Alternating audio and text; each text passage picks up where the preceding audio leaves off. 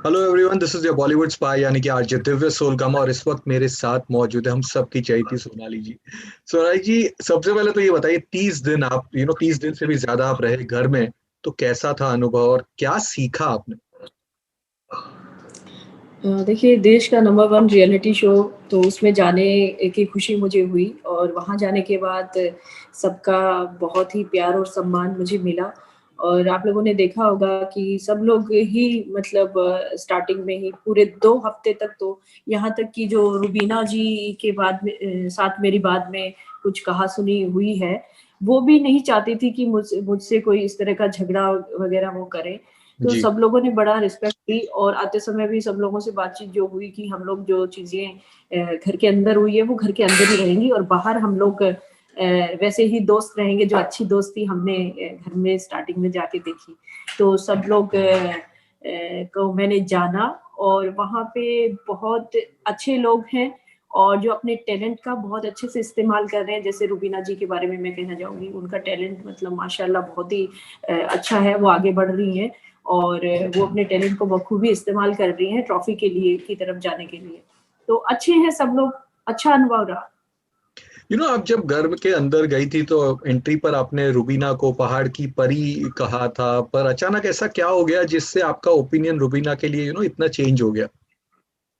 बिल्कुल, मैं आज भी कहती हूँ उनके बारे में, पहाड़ की परी तो वो है ही, अच्छी खूबसूरत दिखती हैं, बड़ी मतलब ठीक मुझे लगती हैं, अच्छी मुझे लगी, बहुत अच्छी। जाने से पहले सब लोग उनको पसंद करते, मेरे घर में भी करते थे और मैं तो आज भी उनको पसंद करती हूँ। लेकिन कुछ चीज़ें ऐसी हुई, जैसे उनके साथ मेरे 3 2 या 3 मामले हुए, हम्म। उसमें कहीं भी मैंने शुरुआत नहीं की थी।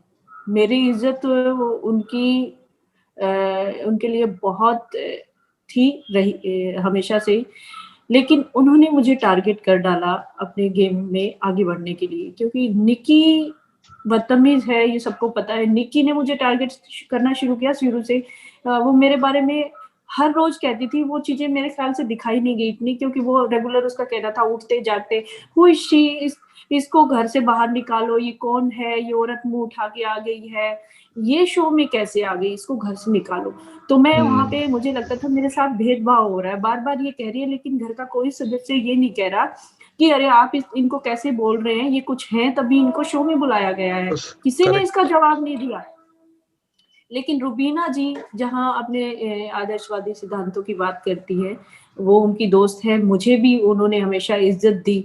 तो उनको अब जो इसको छोटी बहन मानती है वो निक्की को, उसको कहना चाहिए था कि तुम बार-बार ये मत कहो। लेकिन जब निक्की ने प्लान किया मुझसे झगड़ा करने का, मेरा फ़ोटो फाड़ा, मेरा नाम को कुचला उसने, तब रुबीना जी एग्रेसिव हो गई और एकदम से खड़ी हुई, बोलो कि मैंने कहा है, बताओ क्या कर लोगी? मैंने किया है, मैंने फाड़ा है आपका नाम। ये रुबीना जी का हक नहीं था।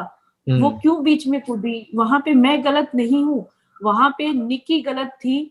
अगर उसने मेरा नाम तोड़ा है, मैं आपसे ही पूछती हूँ, अगर हम किसी एक ग्रुप में होते हैं, कहीं पे गए हुए होते हैं और सारे लोग एक तरफ हैं और आपकी आपकी कोई चीज़ को तोड़ दिया जाए, आपको अपमानित महसूस होना पड़े, ऑफ तो क्या आप जवाब नहीं माँगेंगे? और जवाब कोर्स। माँगने का तरीका, जब आप धीरे-धीरे जवाब माँग रहे हैं, कोई जवाब दे ही नहीं रहा। और बिग बॉस का घर ऐसा है, गाली-गलौज तो क्या, पिछले सीज़न में सिद्धार्थ और उनके बीच में झड़प हुई, मार-पिटाई भी हुई है। आप गाली की बात करते हैं। क्या है बिग बॉस का घर? बिग बॉस के घर में लोग किस-किस हद तक जाते हैं। अर्शी खान को पानी पूल में तक धकेल दिया गया था, उसका अगर सर कहीं टकरा जाता, उसकी मौत हो सकती थी। ऐसी चीज़ें भी अगर हुई हैं और मेरी एक गाली पे, भई मुझे गुस्सा आता है तो मेरा कंट्रोल नहीं था मुझ पे। मैं हूँ ऐसी। मैंने पहले भी कहा था, मुझे गुस्सा आता है तो मेरा मुझ पे कंट्रोल नहीं रहता और मैं निक्की को थप्पड़ भी मार सकती थी, लेकिन मैंने अपने आप को कंट्रोल किया। रुबीना जी ने मेरे रोटी वाले मामले को लेके इतना बड़ा हम्म। इश्यू बनाया, वो रोज डस्टबिन में खुद डालती थी, तब खाने का मन नहीं हो रहा था। आप लोग शो को में देखें कि 15-15 रोटियां रुबीना जी खुद ऐसा सोचती कि घर को मैं चला रही हूँ, मैं बिग बॉस हूँ। तो कई बार वो अपने डिसीजन लोगों को बताती थी, खाने में ये खाना, वो खाना। एक इश्यू हुआ था जिसमें राहुल और एजाज भड़क गए थे कि तुम हमें क्यों बताओगी, तुम अपने जी। पति को बताओ। जो लग्जरी बजट के समय बहुत सारी चीजें अभिनव जी दबा लेते हैं और फिर उनको चुपके चुपके खाते हैं, जैसे हर्शीज हो गया, चॉकलेट हो गई बहुत सारी, न्यूटेला हो गया, कॉफी, ये सारी चीजें एकदम खाली, 3 दिन उनका पेट खराब रहा। तब तो आपने अपने पति को नहीं समझाया आपको ये खाना है वो खाना है, तब आपका आदर्शवादी सिद्धांत कहाँ गए थे। लेकिन जब वहीं पे जब एजाज अपने एग, अपना ब्रेड, अपना जो भी खाना चाह रहा है, आप उनको समझा रही अभी मत खाओ कल खाना, या 1 टाइम खाओ 3 टाइम मत खाओ, ये क्यों समझा रही हैं आप। देखिए ये चीजें मेरे साथ, मुझे टारगेट किया गया, मेरे साथ हुई, लेकिन मैं खुल के इसका जवाब नहीं दे पाई, क्योंकि मेरा नेचर ऐसा है, मैं जब 2 लोग बोल रहे हो 4 लोग बोल रहे हो, मैं बीच में नहीं बोलती, मेरी बारी का इंतजार करती हूँ कि मुझे कब जवाब देना है, और मैं पूछती हूँ क्या मैं बोल सकती हूँ, मैं अपनी राय दूं। तो ये चीजें मैंने की। और जो रोटी वाला मामला था, जब किसी को आप रुला रहे हो और वो रोटी खा रहे हैं, तो प्लेट ऐसे सरकार नहीं देगा। जब आपकी लड़ाई आंसू निकल रहे हैं, क्या आपके हलक से निवाला नीचे उतरेगा। करेक्ट। और जब प्लेट के लिए, खाने की प्लेट के लिए नियम उन्हीं लोगों ने बनाया, मैं भी उसमें शामिल थी, कि प्लेट को हर कोई डस्टबिन में जो बचा दाल चावल रोटी का टुकड़ा जो भी है उस डस्टबिन में जाएगा। जो डस्टबिन वेस्ट खाने का होता था, 2 डस्टबिन होते थे वहां, एक वेस्ट खाने का डस्टबिन था, तो उसमें वेस्ट सब्जियां जाती थी, छिलके जाते थे, वेस्ट अनाज जाता था, उसको फिर प्लेट को धो के रखते थे, ताकि जो बर्तन साफ करने वाला इंसान है उसको गंदा महसूस ना हो, क्योंकि कोई घर में बर्तन साफ नहीं करता, उसके लिए नियम बनाया था। मैंने नियम को फॉलो किया था। अगर मैं रोते रोते मैं उठ जाती हूँ प्लेट ऐसे फेंक के गुस्से में, तो मुझे कहते नियम का उल्लंघन किया आपने, अपनी प्लेट देखो कितनी गंदी रखी है, तब भी मुझे टारगेट किया जाता। और मैंने वो बाइट डस्टबिन में डाल दी, तब भी मुझे टारगेट किया गया। निकी और रुबीना ने किया, मामला चल रहा मेरा और अर्शी का। मैं अर्शी को कह रही हूँ कि अरे मुझे भूख लगी थी तो मैंने रोटी बनाई खा ली, लेकिन ड्यूटी उसकी थी रात के खाने की। लेकिन अर्शी भी यहाँ गलत थी। अर्शी खुद रात को सबके सोने के बाद 11 बजे के बाद खुद पराठे बनाती थी, 3-3 पराठे बनाती थी, मटन बनाती थी, और फिर खाती थी, फिर झूठा प्लेट फ्रिज में रखती थी, फिर 3 दिन वो सड़ता था खाना, फिर उसी डस्टबिन में जाता था। क्या पहले उन लोगों ने नहीं डाला डस्टबिन में। मुझे ब्लेम कर रहे हैं, जो मुझे कहते हैं कि मैं खाने को अपमान किया, मैं पॉलिटिशियन हूँ, ये जी जानती। अरे तुम क्या हो, तुम लोगों ने रोज ही डाला है। मैं तो एक बार डाली, मेरा रीजन था डालने का, क्योंकि मैं रो रही थी, मैं खाना खा नहीं सकती थी, इसीलिए मैंने डाली। लेकिन तुम लोगों ने तो खाने का मेरे से ज्यादा कहीं अपमान किया है। तुम लोगों ने तो जानबूझ के फ्रिज में सड़ाया है, फिर उसको डाला है। अगर रुबीना जी इतनी अच्छी होती तो वो 15 रोटी 3 दिन पहले डाल दी है, तो 15 रोटी वो फ्रीजर में डाल लेती ना। उनको पता था कि आगे टास्क ऐसा आएगा कि आपको अनाज पे थोड़ा सा मतलब कम मिलेगा। फ्रीजर में डाल के रखो, फिर बाद में गर्म करके खाओ। क्यों नहीं किया आपने, तब आपका दिमाग कहाँ गया था। और रुबीना जी ने मुझे एक बात और कही जी, कि ये बाइट आपका पराठे की बाइट मैं खा लेती। जो मुझे टारगेट कर रही है, मुझसे सीधे मुंह बात नहीं कर रही, मेरी बात नहीं सुन रही, मैं रुबीना जी को एक बार रुबीना जी ये बात ऐसे, तो वो वहां से चल देती थी। जो मुझसे सीधे मुंह बात ही नहीं करना चाहती, जो मुझसे इनसिक्योर हो गई थी कि ये महिला आई है नियमों पे थोड़ा चल रही है, तो इसको मतलब कहीं मेरे से ज्यादा ऑडियंस तवज्जो ना दे दे, तो वो मुझसे इनसिक्योर होती हुई मुझे दिखाई दे रही थी। तो मैंने ही खुद ही उनसे दूरी बनाना स्टार्ट कर दी थी, कि क्योंकि अगर मुझे सम्मान नहीं मिलेगा जिस जगह पे, मैं उस तरफ नहीं जाऊंगी। तो रुबीना जी को ये देखना चाहिए था कि आप क्या कर रही हैं। I agree, but Rubina and Rahul की अगर बात करें तो उसमें आपने क्या डिफरेंसेस ऑब्जर्व किया इन दोनों में। देखिए मेरे सामने लास्ट में एक टास्क आया था जिसमें हमें कुछ पॉइंट्स बनाने थे, जिसमें एक जगह टीम लीडर राहुल था, एक जगह रुबीना जी थी। तो रुबीना जी की टीम में निकी और निकी नहीं थी, निकी हमारे साथ थी, राखी और देवलीना थे, और उधर राहुल की टीम में मैं और निकी थे। तो निकी उसकी दोस्त थी, इसीलिए वो जाके और बहुत सारे पॉइंट हमारी टीम के खिलाफ बना डाले। तो एकदम से मतलब 100 के आसपास पॉइंट्स होने वाले थे, तो हम हार रहे थे बुरी तरह से, लेकिन फिर भी हमने हिम्मत नहीं हारी, टास्क को कंटिन्यू किया। देवलीना जब आई बाथरूम यूज करने के लिए, तो मैंने पूरा जोर लगा के देवलीना को घुसने नहीं दिया, और उसने कहा मैं घुस के रही हूँ। मैंने कहा दिखा दो, इतना मैं हरियाणा की जाटनी हूँ, जोर है मेरे अंदर, बाकी मैं बोलती नहीं हूँ, ये मैं चाहे 2 आ जाओ 2 को रोक लूंगी।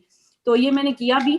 और फिर उसमें जब पॉइंट्स, कॉफी बिग बॉस ने बैलेंस बनाने के लिए कॉफी के 100 पॉइंट्स दिए, तो हम जीतते हुए नजर आए।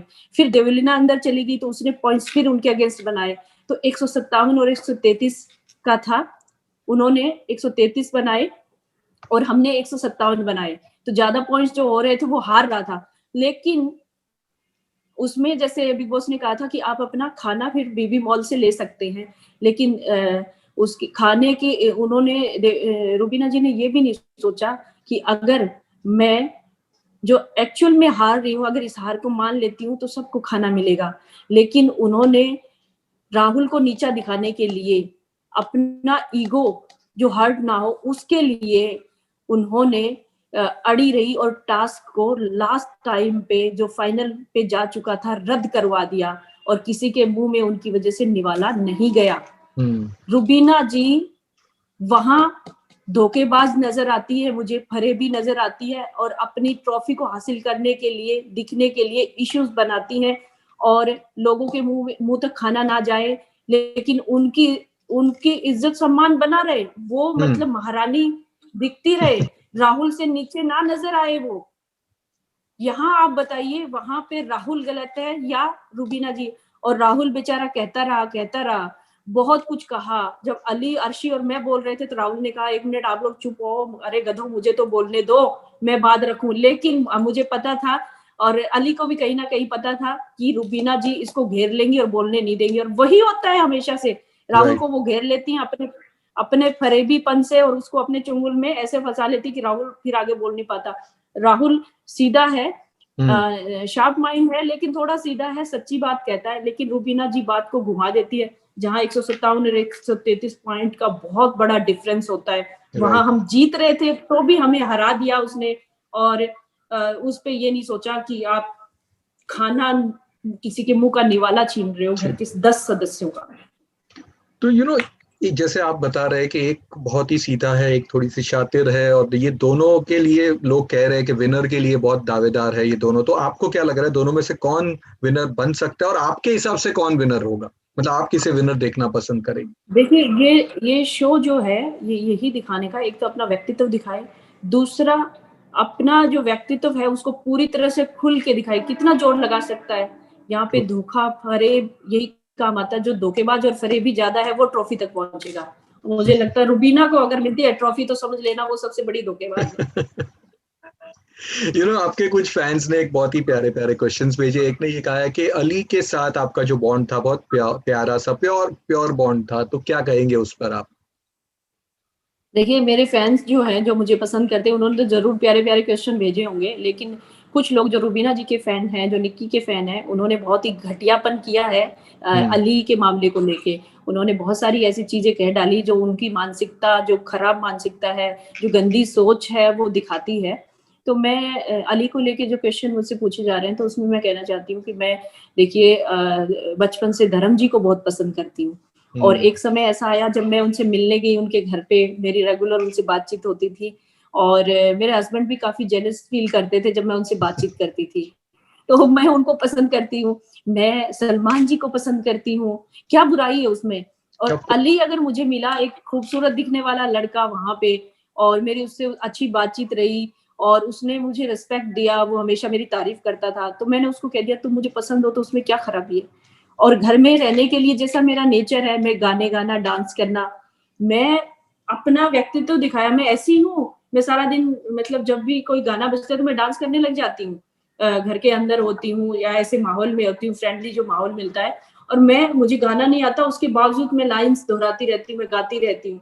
तो वो चीजों को जोड़ के एक अलग रूप दे दिया गया, जिसमें मैंने कहा कि मैं पसंद करती हूँ। अरे मुझे पता है जैस्मिन और अली की जोड़ी है, दोनों एक दूसरे से प्यार करते हैं और उनकी शादी होने वाली है, तो फिर भी उसके बावजूद भी लोगों ने उसको गलत मोड़ दिया और घटिया तरीके से पेश किया और इसका मजाक भी बनाया। लेकिन इसकी मुझे कोई परवाह नहीं है, ये मेरी सोच है, और जो जिसकी जैसी मानसिकता है वो उस तरह से रिएक्ट करे, जो जितने गंदे कमेंट्स करते हैं वो उनकी मानसिकता है। Totally agree, totally agree. दूसरा क्वेश्चन आपके फैंस ने ये पूछा है कि आपकी बेटी का क्या रिएक्शन था जब आप घर पे उससे मिले?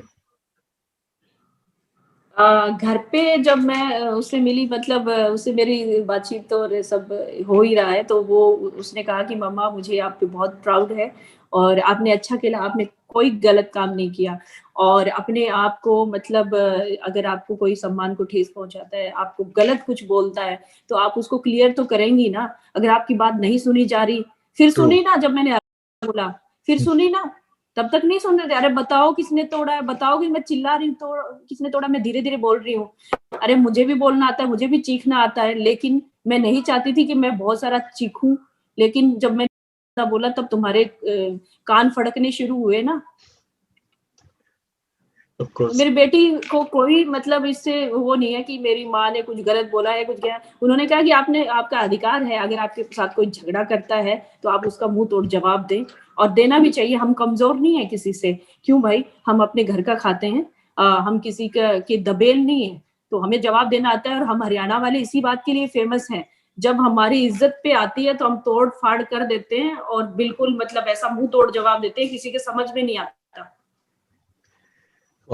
तो इसके बाद एक दो छोटे और भी क्वेश्चन है। फाइनली ये पूछ रहे हैं कि क्या अभी इसके बाद हम आपको एक्टिंग करने में, मतलब फिल्मों में देखेंगे कुछ, या सीरियल्स में देखेंगे? ये आपके काफी फैंस ने ये मैक्सिमम क्वेश्चन एक ये आया है। और दूसरा एक और क्वेश्चन है दैट सिनेमा हॉल जो है वो काफी बैड टाइम से गुजर रहे हैं, और केजीएफ फिल्म आ रही है, केजीएफ 2 आ रही है, जिसका ट्रेलर ने सारे रिकॉर्ड्स तोड़ दिए। मतलब अगर बिग बॉस जहां पे चल रहा है तो उसके बाद एक ही चीज फिल्मों में से जो चली है वो केजीएफ 2 का ट्रेलर।